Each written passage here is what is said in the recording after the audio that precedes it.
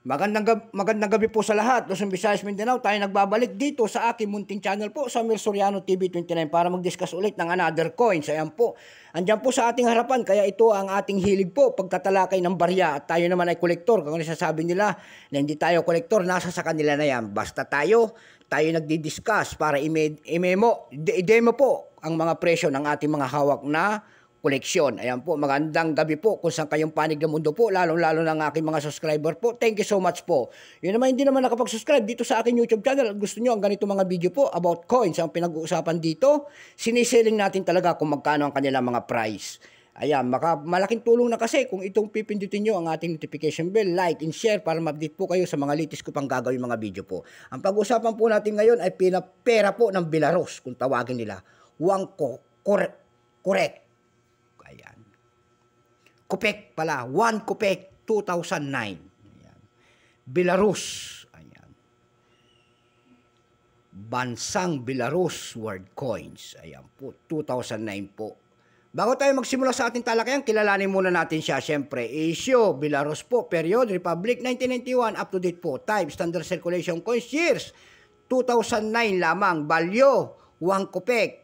Currency, third kopek, 2016, up to date po. Composition po nito ay copper-plated steel, namamagnet yan.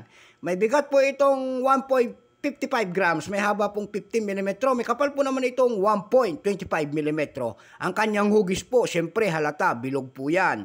Orientation, medal alignment, number NDAS 84227, reference number KM-261. Yan po. Ang barya po ng Belarus na ito, sa 2009 na ito, dalawang variety ang inilabas. May tinatawag sila ritong BU-SIT po. Ayan. May tinatawag sila ritong place into circulation 2016. Ayan. Dako tayo doon sa kanyang unang variety po na BU-SIT. 5% lamang kung ilang piraso ang ginawa sa barya na ito ng Belarus. Ito po ay 35,000 piraso lamang. Walang kanyang price doon sa ating numista.com. Kaya dako tayo doon sa pangalawang variety nito. Kung tawagin nila ay please into circulation 2016, 94% po, ayan po. Wala ring mintage kung ilang piraso noon. Pero may price naman doon sa ating numista.com, yung kanyang very fine 12 pesos, extra fine 13. Almost uncirculated 29, uncirculated 29, ayan po. Hirap maghanap ng kaniyang presyo po. Doon sa ating numista.com may nagbebenta na nito ng $14.99. Wala na tayong may babahagi po sa lahat kasi wala rin nagbebenta sa eBay at sa carousel po nitong barya na ito. Napakahirap maghanap ng kanyang presyo. Ayan.